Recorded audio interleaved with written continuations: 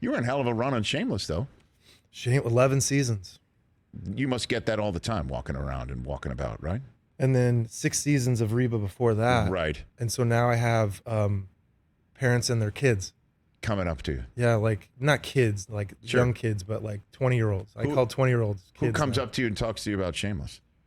Some of the smartest people I've ever met in my life. Like really like cool people. Right. They're like, I was standing in line at the Grammys and this kid was like, oh man, hey, I really liked your show, Shameless. You're one of my favorite characters. And I was like, oh, cool, man. Thank you so much. Who are you? What's your name? He's like, oh, hey, I'm Steve Lacy.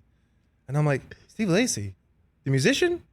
And he's like, yeah. And I'm like, dude, I have your song in my phone. I'm so sorry. I didn't know. He's like, oh, no, it's fine. So gracious and humble. Okay. Yeah, and people really loved that show because I think Shameless, they were, you either feel better about the way you were raised watching that show, or you relate to it so well that you're like, that's my life. And so it's a win-win situation. It works on all different levels. Yeah. Well, I know you want to ask him a question about Shameless? Oh, TJ? well, just a question, but I was a big fan, and I think maybe it's because you see a lot of TV shows, right, with family life, but I feel like Shameless, I think there's a lot more people closer to having that type of life than some of the, the pretty stuff, the kumbaya stuff that we see. I think probably a lot more relatable. I mean, Frank is hard to relate to. You would hope that no one has a father like him, but I think family-wise, this family's always struggling and trying to make it, and they're always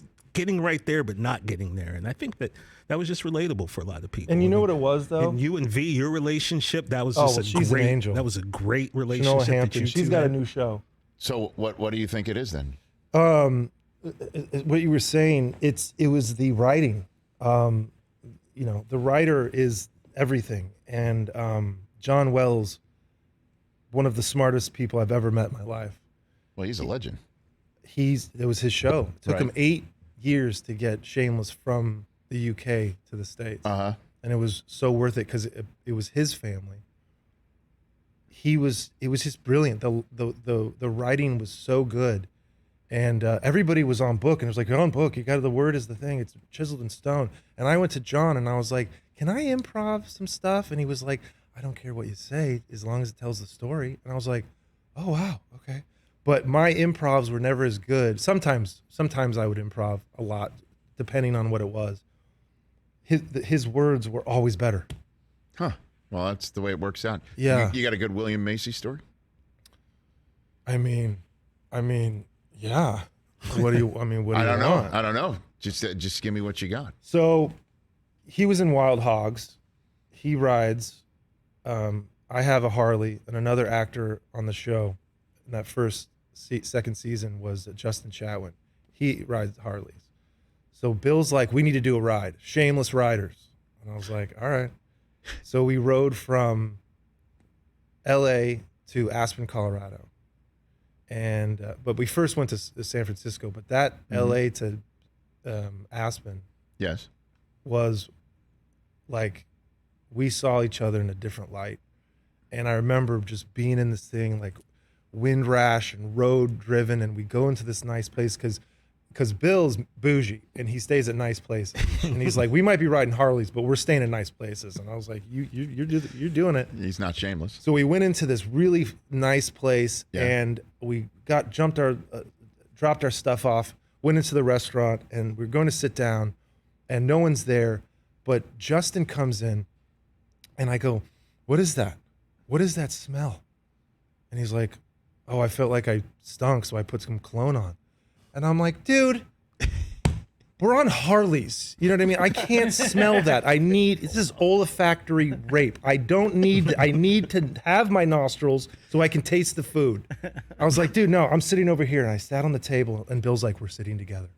We're sitting together. And I go, no, I can't smell him. He's like, should I go take a shower then? Or it's like, sorry, dude. And I was like, and I was just hungry and hangry and me. And Bill's like, we're sitting together. Guys, we're sitting together. And he slammed his hand. He says, we're sitting together. And we looked at Bill. Me and Justin looked at Bill and went, oh, it's the first time he like let it out. And so we're all like, we're sitting together. So Justin goes out and he's bathing. There's a campfire out there. He's bathing in the smoke to try to get the cologne away. He comes, I know, we're just a bunch of actors. These just like tools. And so we come out, had a great dinner. But that, I love real raw emotion. And Bill's such a shy guy. He's brilliant. He's a brilliant mind. Yes. And when he would come into set and he'd be like, hello, how's everybody doing?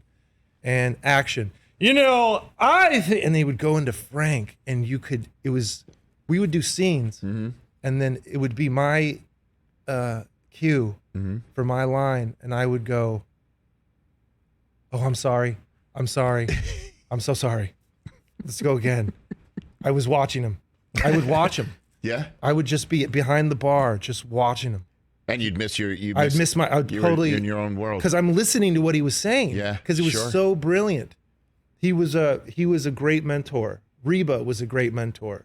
John Wells was a great mentor. I was very lucky to have amazing, smart people that were kind and decent, and you know. Pretty cool, man. Catch the Rich Eisen Show every single day on the Roku channel, 12 to 3 Eastern, for free.